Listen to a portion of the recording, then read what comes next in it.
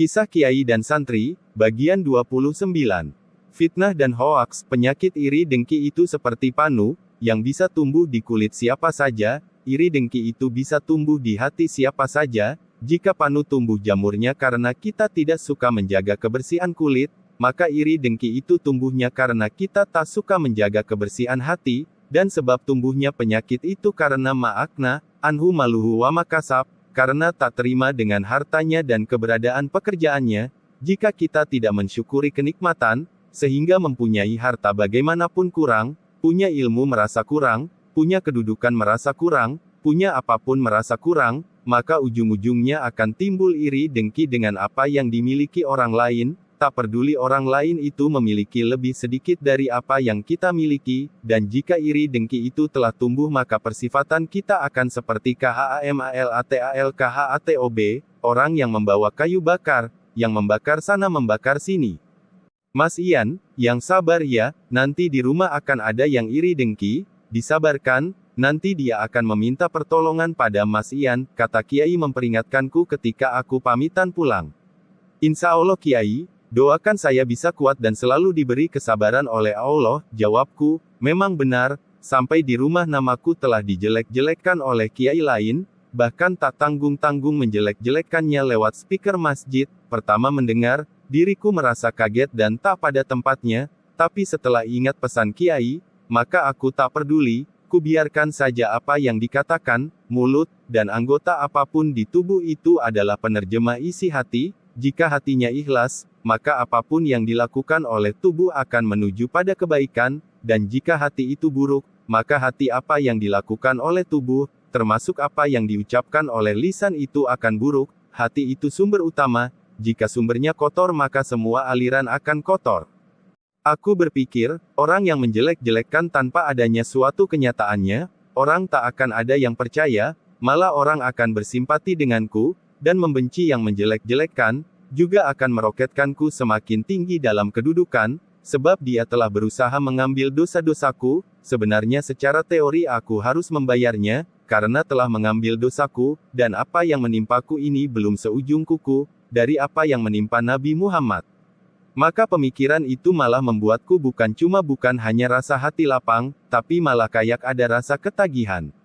Apalagi diambil dosa dengan gratis, artinya walau orang itu sudah bicara ke sana ke sini, kalau lapar dia makan nasinya sendiri, aku tak perlu memberi makan, padahal dia sudah payah-payah menjelekkanku, maka kadang aku doakan supaya rizkinya lancar, karena dia sudah aktif membersihkan dosaku. Walau kelihatan secara lahirnya menghujat dan menjelekkanku, mungkin sudah berusaha menjelek-jelekkanku dalam setiap pengajiannya. Kiai Askan, nama kiai tersebut akhirnya ke rumahku.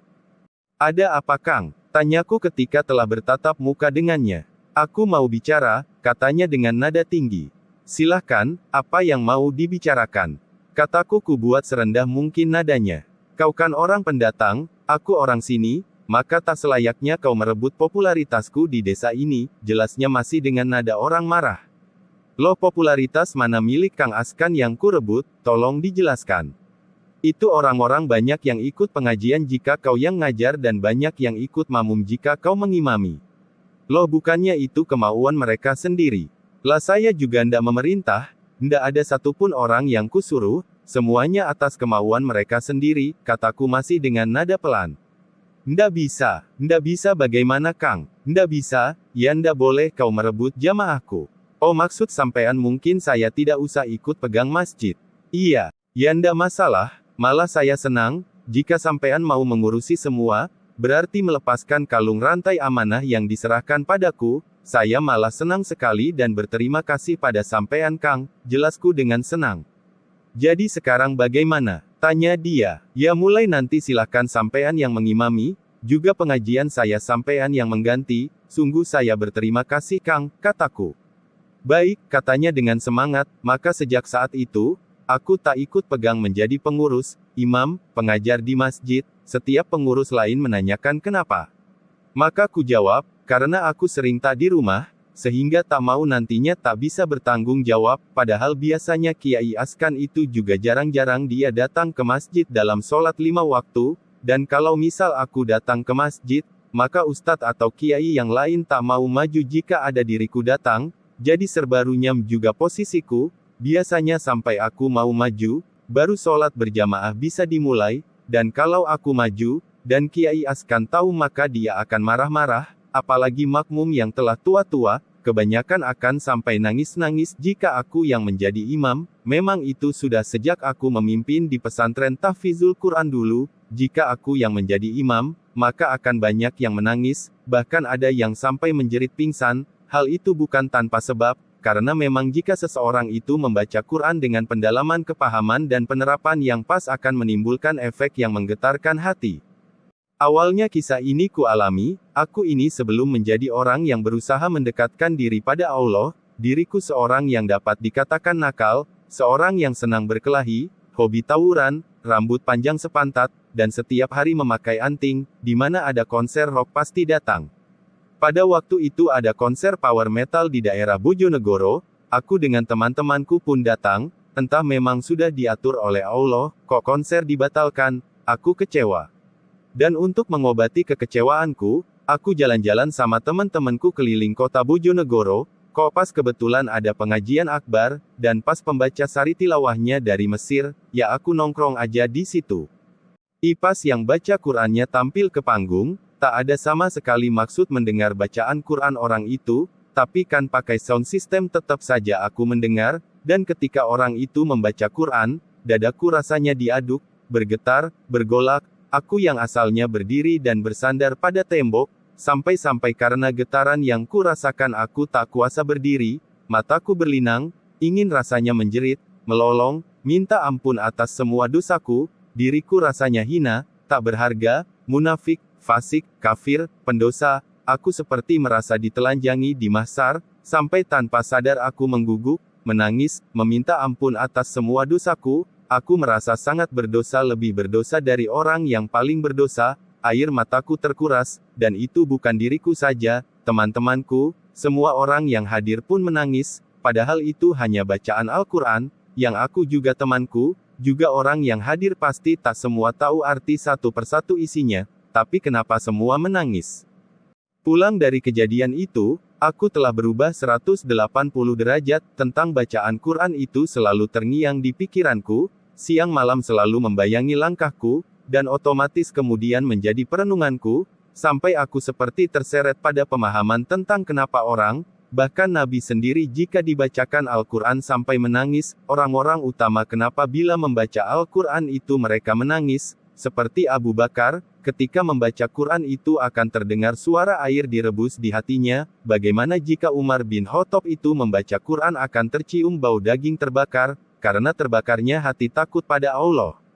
Mata adalah mata airnya hati, jika mata menangis karena hati yang takut pada Allah, seperti tanah yang keluar airnya, karena menunjukkan tanah yang subur, mata yang keluar airnya karena hati yang takut pada Allah menunjukkan menyalanya iman dalam hati, iman menyala sehingga menerangi yang sebelumnya tak terlihat menjadi terlihat, yang samar menjadi jelas, juga arti Al-Quran yang lembut-lembut itu tertangkap dari pembaca kepada pendengar, seperti orang yang menggoyang meja, orang yang duduk dengan orang yang menggoyang meja, maka akan ikut goyang mejanya, sebab meja itu hanya satu, orang yang hatinya tergetar karena membaca Al-Quran, maka akan menggetarkan orang yang ada dalam satu jamaah sholat. Getaran itu terkirim oleh kabel yang tak terlihat. Hanya orang yang telah tergetar hatinya, bisa menggetarkan orang lain. Lalu bagaimana mungkin hati bisa tergetar? Hati tergetar atau wajilat kulubuhum, karena jika membaca Al-Quran itu diri memahami dan meyakini seyakin-yakinnya kalau Al-Quran itu adalah surat dari Allah, untuk diri kita, sebagai orang Islam, maka walaupun isinya tentang cerita orang munafik, orang kafir, orang yang tersesat, orang yang zolim, maka maksudnya Allah ya kita itu, bukan orang lain, karena Al-Quran diturunkan untuk kita bukan orang agama lain, jadi penyadaran diri, kita dalam lahirnya dalam KTP-nya orang Islam, tapi masih selalu bertingkah laku sebagai orang ingkar seperti kafir, pembohong seperti orang munafik, selalu tak menempatkan sesuatu pada tempatnya seperti orang zolim, ngeyel seperti Bani Israel, melakukan perbuatan ngawur seperti orang tersesat, jadi penyadaran diri akan kemelekatan sifat buruk dalam diri, lalu Allah menegur kita. Zat yang bisa membalik dunia, dan menghancurkan kita menjadi bangkai yang tak berkubur, itu memperingatkan kita, pasti orang beriman yang menyala imannya akan tergetar, dan merasa diri itu benar-benar terlekati sifat buruk. Sebab jika diri makin merasa suci, maka diri itu makin kotor, sebab walau telah penuh menempel di tubuh aneka macam kotoran, tetap saja merasa suci, dan orang yang paling merasa lurus, maka akan paling tersesat, karena sudah tersesat tetap saja merasa lurus, sebab perasaan lurus itu telah mendarah daging, juga orang yang paling bodoh itu adalah orang yang paling merasa pintar, karena jelas telah salah, tapi akan selalu yang dilakukan itu adalah kepintaran dia. Orang yang paling munafik, adalah orang yang merasa sifat nifak tidak melekat pada dirinya, jadi berulang kali berdusta, maka akan dianggap tidak dusta, sebab menganggap dustanya itu suatu kebenaran.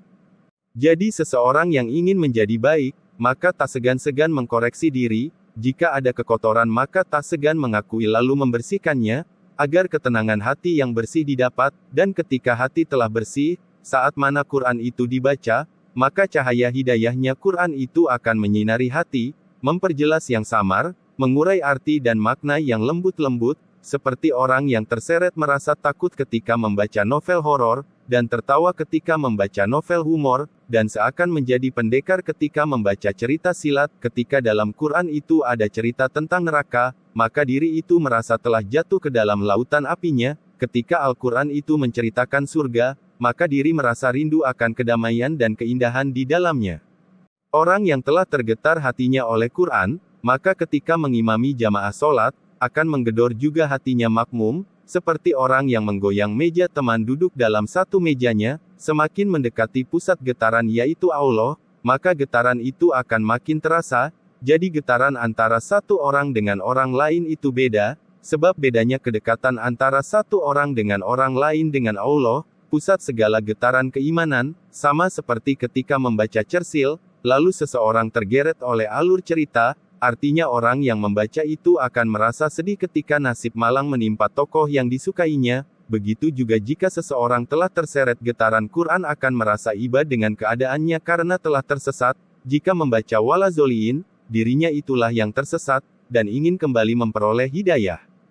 Rasa takut itu akan muncul membayangkan andai saja diri tidak mendapat hidayah dari Allah, lalu diri menjadi orang yang merugi selamanya, dan masuk neraka tidak ada masa habisnya. Bersambung. Bagian 30.